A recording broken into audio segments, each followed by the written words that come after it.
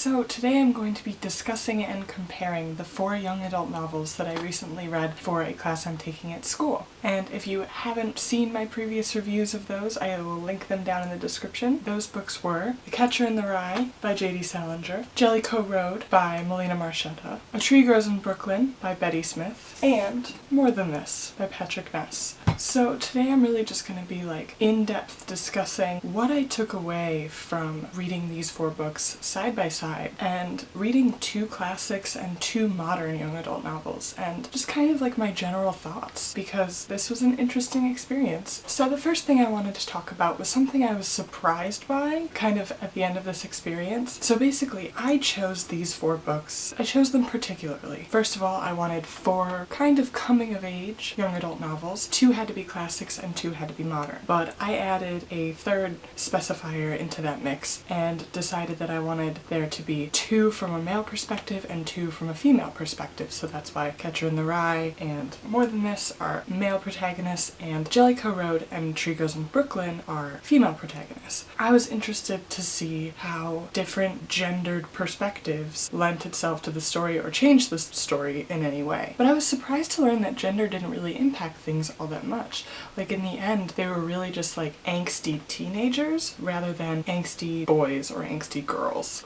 I found more similarities between Holden Caulfield from The Catcher in the Rye and Taylor from Jellicoe Road than I did between Seth from More Than This and Holden. There were no similarities based on gender. Actually, there weren't even really that many similarities between any of these characters. I thought all of them were pretty distinctive, and gender did not have a role in that. I found that the setting of the story, and by that I mean where the story was written and when, and where the story took place, to have more of an impact on the overall plot than gender, which I found really fascinating and pretty uplifting actually, because as a person who looks at gender a lot, I thought it was really cool to see that, at least in young adult literature, gender doesn't impact the story that much. A little bit with A Tree Grows in Brooklyn, but that was more of the time of the story. Another interesting conclusion that I drew was that dialogue and language are pretty integral to forming character. I'm not gonna lie, at the beginning of this, when I had to start making these reviews, dialogue and language was something that I had to discuss, and I kind of thought this is gonna be something that I have no idea what to say about. But in the end I discovered that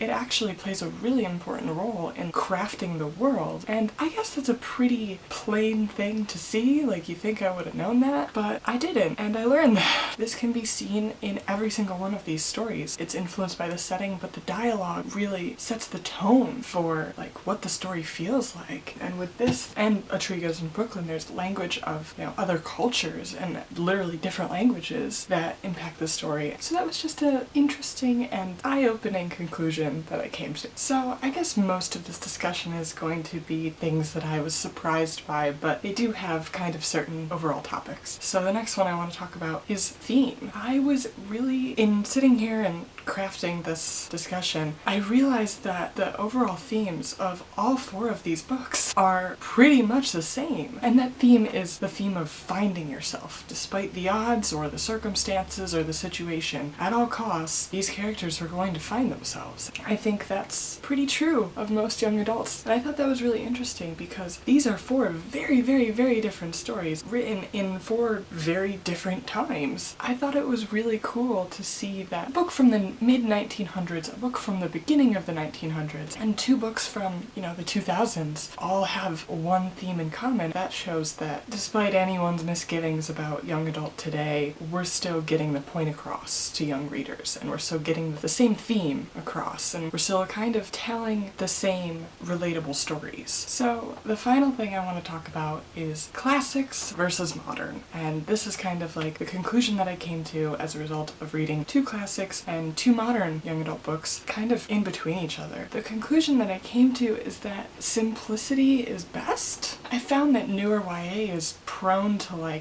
wild goose chases and these long drawn out mysteries and adventures. And while the overall themes came through, they often were kind of in the background compared to these mysteries and basically conspiracies unfolding. And there are millions of plot twists in modern young adult literature, and I think it might be be to keep the reader engaged. Like, maybe the authors think that they have to have all of these plot twists to keep young readers with no attention spans engaged. But what I learned from reading classic YA is that a story does not have to have a million complicated plot lines and plot twists for it to be captivating and poignant. I kind of think that I value simplicity more now that I think about it. Like, my favorite books are the simplest ones. You know, it's Perks of Being a Wallflower, Looking for Alaska. I don't know, that was eye-opening because I've always kind of been biased against classics because I'm lazy. I was kind of opposed to classics before, and now I think my feelings have changed quite a bit. And I'm not trying to say that modern YA is bad or flawed. I'm just saying that I noticed sizable differences. I just started to see the ways in which I prefer and enjoy simplicity, and sometimes you don't need all those extra plot lines for a book to be great. But I do definitely think that it's a result of culture, and I think that, you know, authors are writing what they think their audience will read, and I think that there are some kind of misjudgments going on. Like, they think that we don't have attention span for a simpler story like A Tree Grows in Brooklyn, but I learned that at least I do. I guess in the end I just want to say that I came to the conclusion that modern and classic YA have more in common than I would have expected. Young adult has really, at least in these 4 books, got across the same theme from the beginning. Even though the stories are vastly different, these authors are giving the same message to young readers, and I think that's great that message has stayed intact over at least 100 years. This was a very enlightening kind of YA experience, and I think that if you have the chance to maybe read a classic and then read a modern YA side by side, do it, because it's really interesting. I hope that you've enjoyed these reviews, and yeah, that these are really just the conclusions that I came to at the end of this experience. Thank you for watching this video, and thank you for watching all of these videos, and I'll see you soon with another one.